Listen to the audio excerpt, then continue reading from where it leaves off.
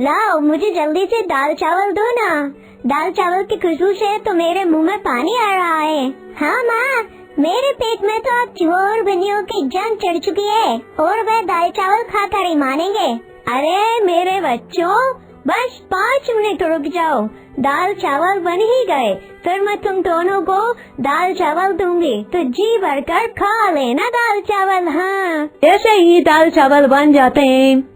सोनाक्षी अपनी दोनों बेटियों को, विनीता और कौशल्या को प्लेट भरकर दाल चावल देती है। दोनों बहनें उंगलियां चाटते हुए और मजे से दाल चावल का आनंद लेते हुए दाल चावल खा रही होती हैं। ऐसे दाल चावल तो पूरी दुनिया में कोई भी नहीं बना सकता। माँ, क्या दाल चावल बनाते हो आप? कसम से माँ, मजा आ गया। माँ के हाथ के बने हुए दाल चावल खाकर अपनी दोनों बेटियों को इतने शौक से दाल चावल खाता देख सोनाक्षी मन ही मन काफी ज्यादा खुश हो रही होती है। लेकिन उसकी खुशी पर तभी गिरने लग जाता है, क्योंकि सोनाक्षी का शराबी पति हाथ में शराब की बोतल लिए घर आता है। अरे वो जेनवन, क्या बनाया है आज?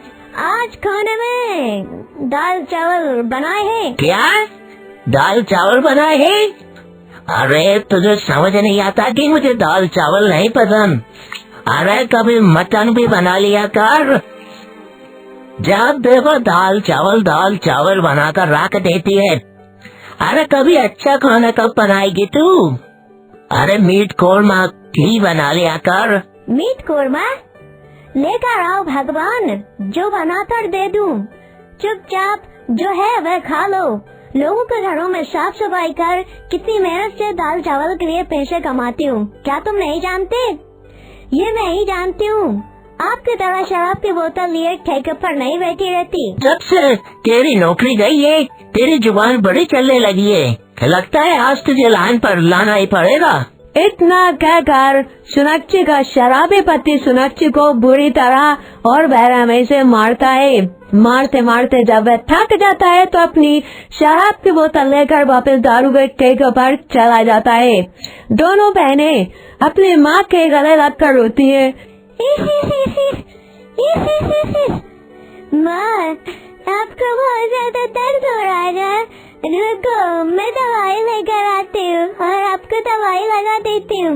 माँ, हम दोनों पापा को छोड़ क्यों नहीं देते? वो कितने बुरे हैं, कभी आपको तो कभी हमें हमेशा मारते ही रहते हैं। नहीं बेटा, ऐसा नहीं कहते, वो हमसे बहुत प्यार करते हैं। दरअसल उनकी नौकरी चली गई है ना, इसीलिए वह गुस्से में रहते हैं। चलो अब तुम दोनों रोना बंद करो और खाना खा लो। सोनाक्षी का पति हमेशा से शराबी नहीं होता है। वह खूब मेहनत से काम करता था, लेकिन एक दिन उसकी नौकरी चली जाती है, जिसके पश्चात उसकी ये दुर्दशा हुई होती है और वह शराब की लत उसे लग जाती है। शराब की लत लगने के बाद रमेश को न ही अपने पत्नी का ख्याल होता है और न ही अपनी दोनों बेटियों का, जिसके चलते सोनाक्षी को अब लोगों के घरों में साफ सफाई का काम करना पड़ता है। लेकिन रमेश की शराब पीने की आदत नहीं छूटती है और एक दिन लीवर खराब हो जाने की वजह से रमेश हमेशा के लिए इस दुनिया से चला जाता है। मैं ना कहती थी इस शराब को छोड़ दो इस शराब को, लेकिन आपने मेरी बात नहीं मानी और दुनिया छोड़ दी। अब मेरा क्या होगा?